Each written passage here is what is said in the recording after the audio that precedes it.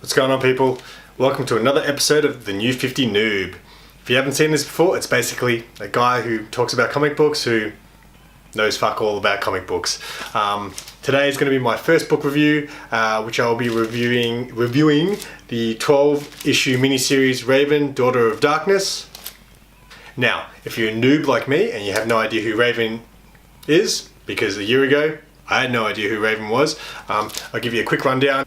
So Raven is Rachel Roth from the Teen Titans, also daughter of Trigon, who is pretty much Satan. Her powers are basically that she's an empath, so she can feel other people's feelings and pretty much read their thoughts.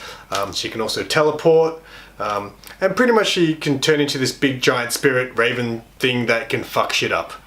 Other than that, she's pretty much portrayed as a emo goth sort of girl who goes to high school, and you know what I think about goth girls.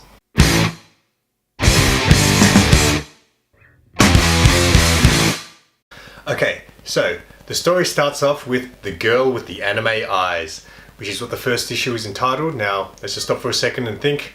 If you told me, hey, there's the girl with the anime eyes, I'd be like, I need to meet her.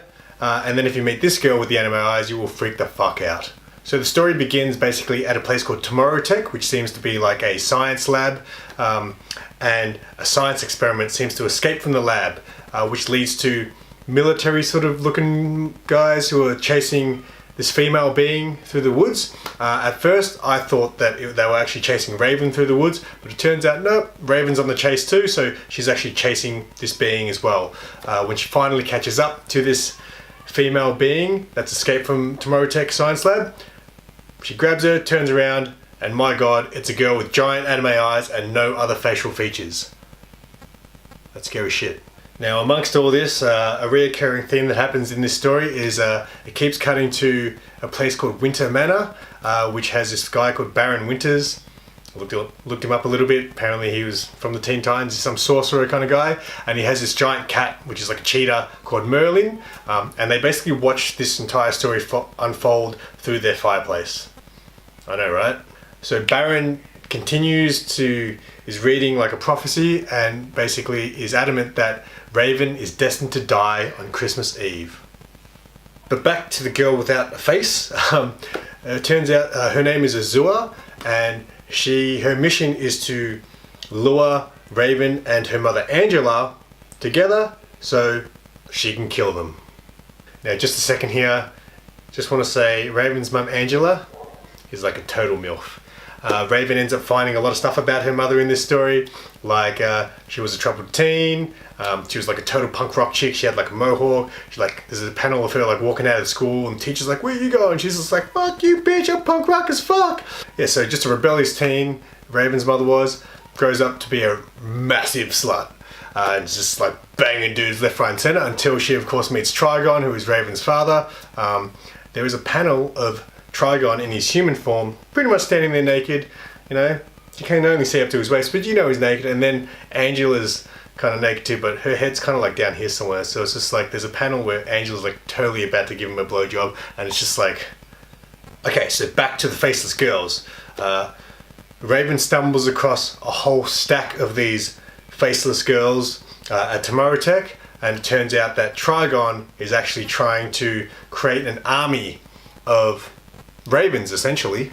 So the story goes that Trigon travels from world to world and dimension to dimension, just spreading his seed, trying to create this army of Ravens so he can basically control them. But turns out that pretty much every female that he's with either cannot take his seed, is not strong enough to take his seed, or gives birth to a monster, or I guess a faceless girl.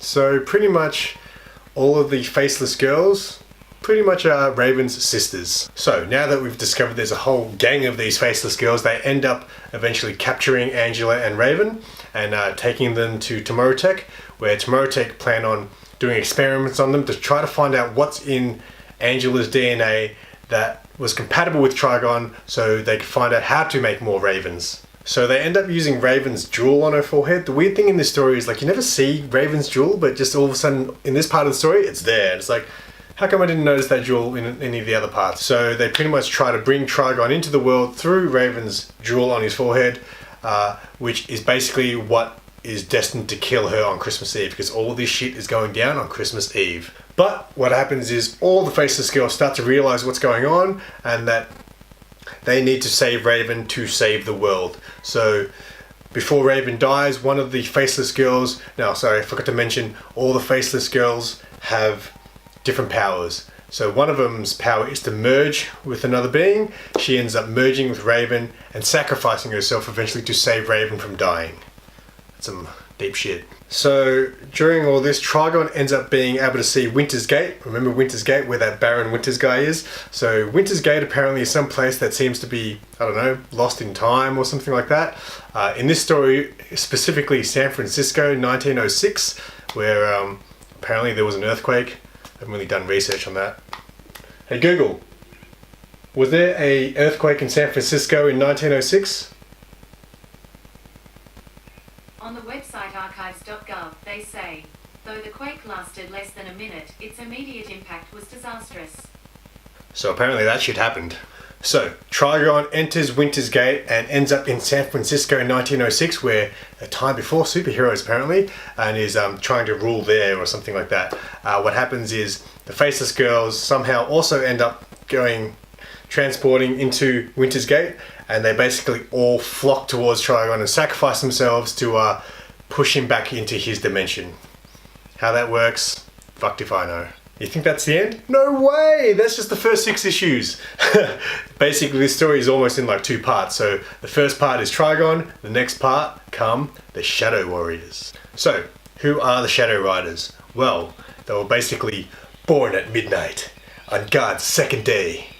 Supernatural assassins, arcane hunters. Well, and arcanes apparently are like people with special powers and abilities and being, you know, whatever. Raven is an arcane. So what's the difference between a superhero and an arcane? Apparently, superheroes, their powers happen to them. While arcanes, it's sort of in your DNA, it's in your family bloodline. And the word on Baron Winter Street is that the Shadow Riders are murdering arcanes. So Baron Winters pretty much forms a team to basically fight off these Shadow Riders, or stop the Shadow Riders. And this team consists of just all these random characters where I didn't even know if these guys are made for this story or if they exist. I didn't do too much research to find out because really I don't think anyone cares. The team consists of obviously Raven, some character called Tracy 13, some dude called Clarion who walks around with a cat and is a witch boy and he has a flock of seagulls haircut.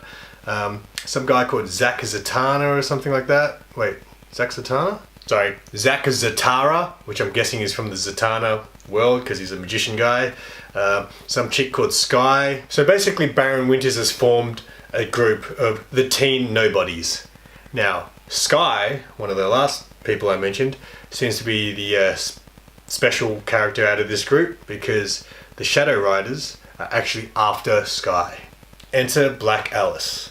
Now, when I first saw the first panel of Black Alice, I'm like, stop the press. Who is that? Because, you know, goth girls.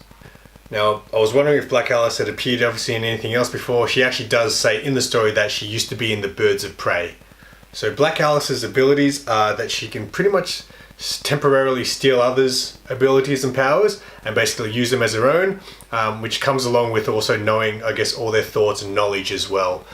There's many times in the story where she actually steals Raven's teleportation power and is just like, see ya! Now, Black Alice actually has made a deal with the Shadow Riders to bring Sky to them. Because Sky turns out to be a Shadow Rider known as the Firstborn, which I'm assuming she's the Firstborn Shadow Rider. So Sky's DNA apparently holds a secret that can destroy all arcanes, and she actually erased her own memory so that knowledge wouldn't actually fall into the wrong hands. Turns out that secret is that she is used by Shadow Riders to create more Shadow Riders. Confused yet? Because, yeah, I didn't know what the fuck was going on in the story. So, remember those Faceless Girls? The one that actually sacrificed herself to save Raven is actually in hospital, and what happens is the Shadow Riders come for her and they end up stealing her powers, which actually ends up killing the last of the Faceless Girls. I think she was the last. Yeah, let's say she was the last. And Raven is pissed because you just killed my sister, motherfuckers. So Raven like loses her shit and she's like, I'm gonna kill all you Shadow Riders. And the teen nobodies have to stop her and hold her back. And like, no, remember Raven, you don't kill. Just like Batman, you don't kill. If you kill, you're never gonna go back.